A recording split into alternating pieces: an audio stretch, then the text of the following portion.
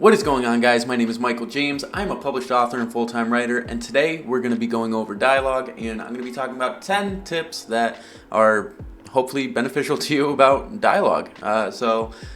Make sure you're wearing a cozy writing sweater, because you got to wear a cozy writing sweater if you want to be a good writer, and let's get right into it.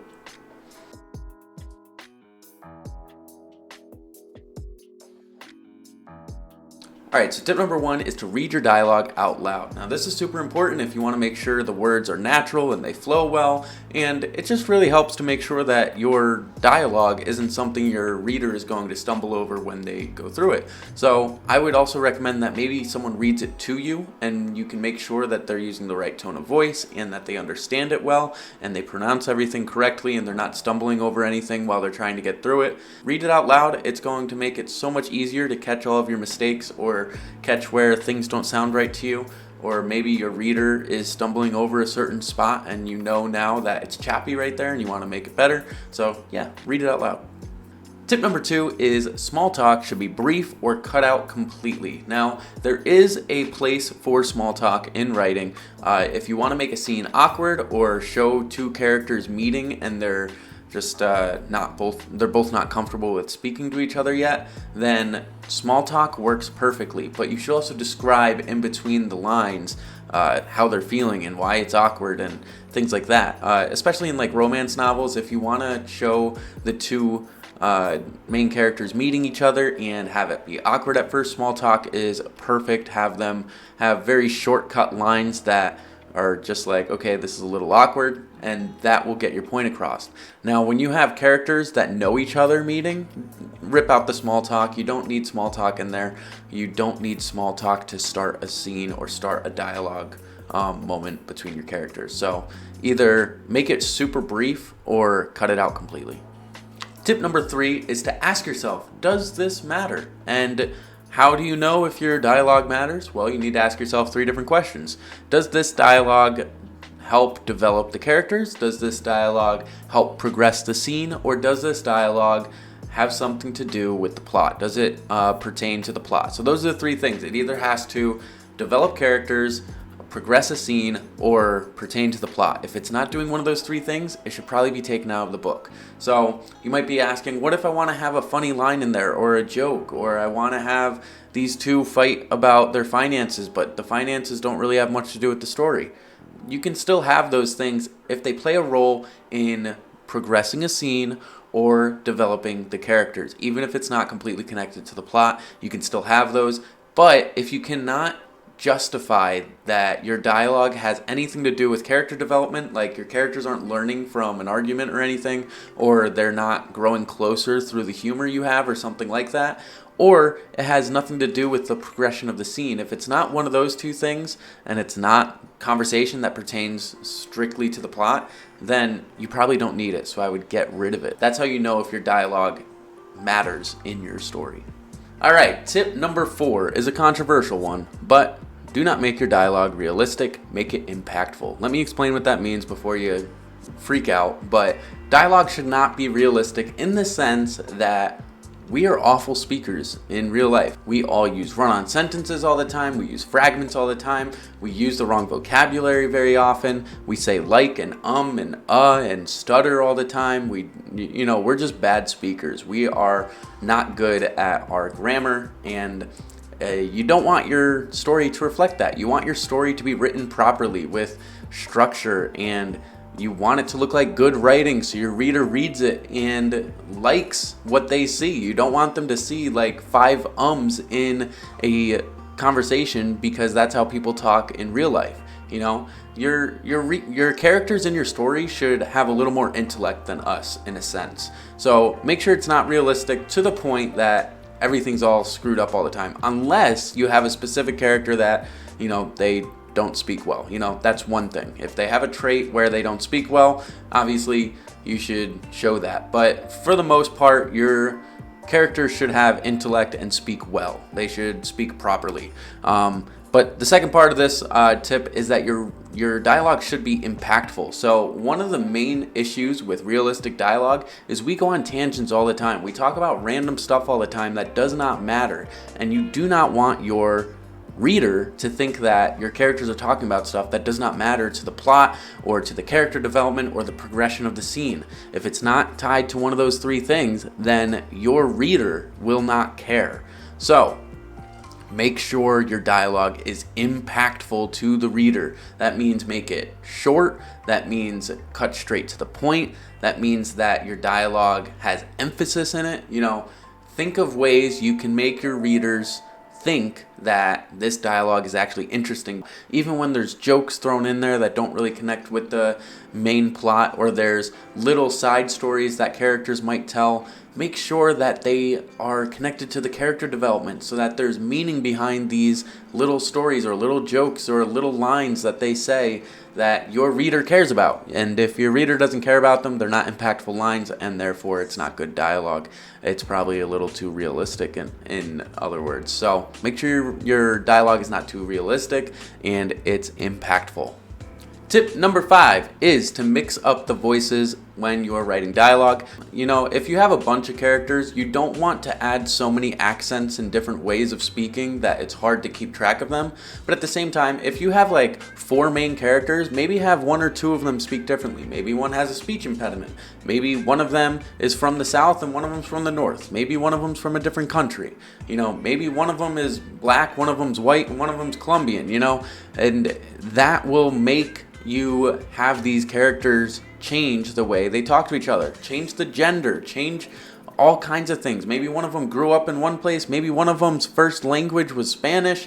There's so many things you could do, but make sure that you mix up some of the voices so that it makes it more unique and it makes it more enjoyable for the reader, because they're going to be reading these different voices in their head and projecting those voices in a different way if you mix them up. Now, don't mix them up so much that you confuse the reader, but at the same time, don't just mix up one character. Mix up a few of them, and describe the way they talk. Describe the way their voice sounds. Does one of them have a deep voice? Does one of them have a high squeaky voice? Does one of them sound like a girl even though he's a boy? Does one of them sound like a boy even though he's a girl? All kinds of things to do to describe dialogue, but make sure you make them all unique and mix up the voices. Tip number 6 is to avoid infodumps. And infodumps are basically when you have dialogue where someone might say something like, "Where am I?" And then a character comes along and gives 4 paragraphs on the history of the place they're at and explains how they got there and the backstory of that world.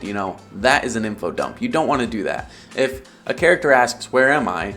it should be more realistic in the sense of how they answer. It's not going to be 4 paragraphs. They're going to be impactful lines, remember. It's going to be to the point, and it's going to be, "You're in the United States. You're in New York City. You're in San Francisco, you're in the netherworld," whatever. Your dialogue should be impactful to the point, and you don't need all that backstory. Now, obviously, you're going to be explaining some of the background information of characters and stuff through dialogue, but it should not be an info dump of their history. It should be little touches on who they were explained in the background. Or if you have a lot of background history that you want to explain, maybe just start the story a little earlier so that you can show all of that and not just talk about it, show not tell, and then you won't run into that issue. So yeah, make sure you avoid info dumps in your dialogue and that you don't have dialogue that's like 8 paragraphs long.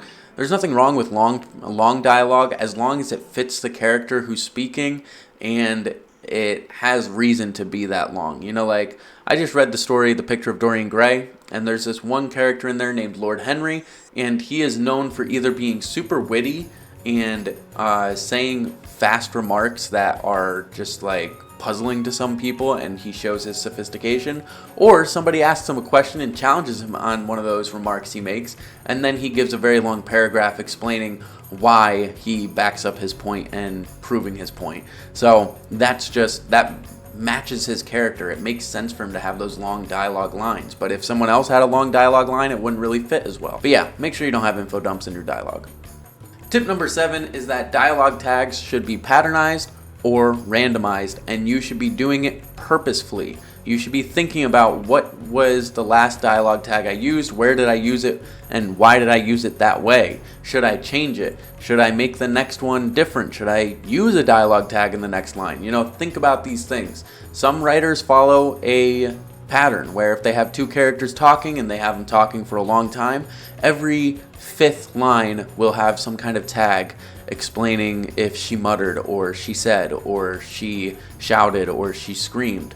And then every third line will have a sentence in between with motions and talking about what they're doing in between the lines. That is how you want to patternize dialogue tags. That is just an example of a way. Now, it should not be patternized to the point of like every other line is she said, she said, she said. Don't do that. Try to read it over yourself and try to think about it. Did I say she said too often, or did I use tags too often? Should I cut out some of the tags? Should I use some tags at the beginning of a sentence instead of at the end of the sentence? Think of ways that you can randomize it a little bit so that it doesn't feel like it's just repetitive. You don't want it to be repetitive, but at the same time, you don't want to use every tag possible. You don't want it to be so patternized that your reader catches on and knows exactly what's about to happen next. Okay, the next line's going to say she said.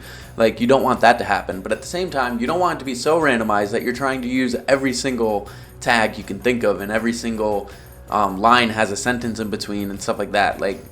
So that's why I say patternized and or randomized. You kind of want to do both in a sense, but you just have to be purposeful with your tags. Just be purposeful. Think about why you're using a tag.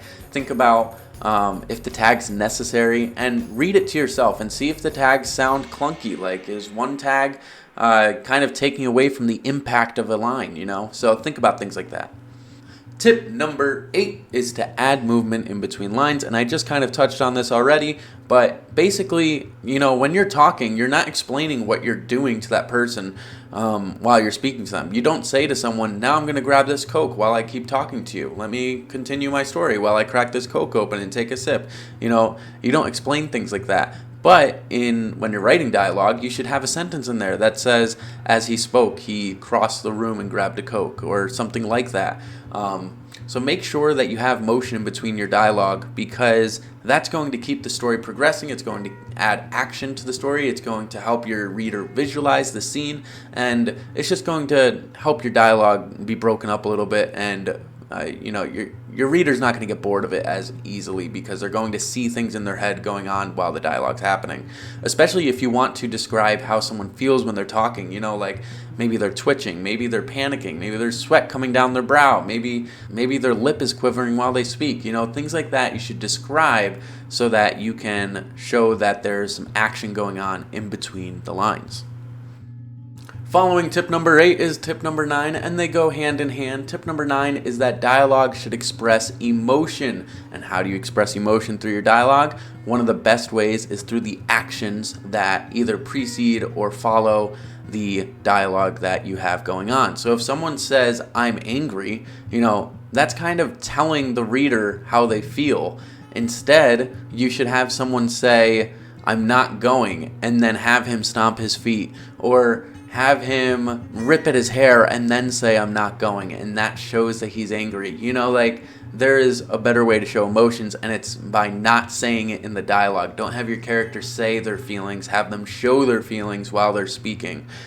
So when you're having your movement in between lines, your actions should express some of the emotions. Another way you can express emotions is by the setting that's going on. Is it gloomy in the room that they're speaking in? Is it pouring rain out while they talk? A lot of times if it's pouring rain, there's not a romance going on. It's a sad, gloomy, angry moment. It's moody, but if it's beautiful, sunshiny, and they're talking outside, usually it's not that they're not angry, screaming at each other in the sun. That doesn't match the setting. So find different ways you can express emotion through and in between the dialogue lines so that the dialogue you have has more meaning. This is also really beneficial if you find yourself using exclamation points every other line.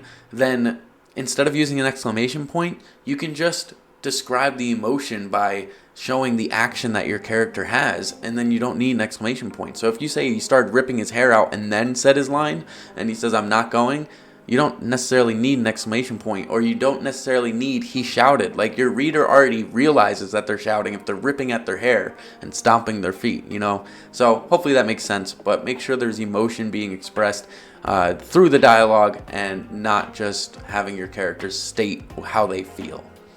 Last but not least, tip number 10 is to change the sentence length and vocabulary for your characters. If you have one character kind of slow and chill and cool vibes kind of guy, his sentences are probably going to be a little shorter, and he's going to speak very mellow. He's not going to use the same vocabulary. He's going to have some slang in his words. Whereas if you have a Harvard student speaking, he might have longer, more sophisticated lines, and his vocabulary might be a little better. So think about what kind of dialogue matches who your character is. I kind of already touched on this when we were talking about mixing up the voices, but just make sure that the sentence length and the vocabulary used matches who is speaking. If somebody who never has long paragraphs has a long paragraph, that's kind of uncharacteristic of them, and there should be meaning behind that if they are actually going to do that, or they shouldn't do it at all.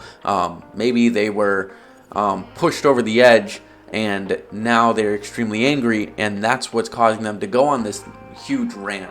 But if that's not happening, then most likely they're probably not going to be speaking like that. So hopefully that makes sense. So these are my 10 tips on dialogue. I hope these are beneficial to you, and I hope that you learned something. Even if you knew some of these tips, I hope at least one of them stood out to you, or maybe I said something that was new to you that you learned. So hopefully they were beneficial. Leave a comment if you want to add to any of these tips and help out other writers that may be watching this video. Like the video if you appreciate the content, and I would love if you subscribed if you want to stick around for more videos or check out what else I have on my channel. I also teach on Skillshare if you want to check me out on there. I have a link in my description. I also always share affiliate links of Amazon books that I really recommend, and books for writers if you want to check those in the link in the description. And yeah, thanks for watching. I'll see you guys in the next one. Peace.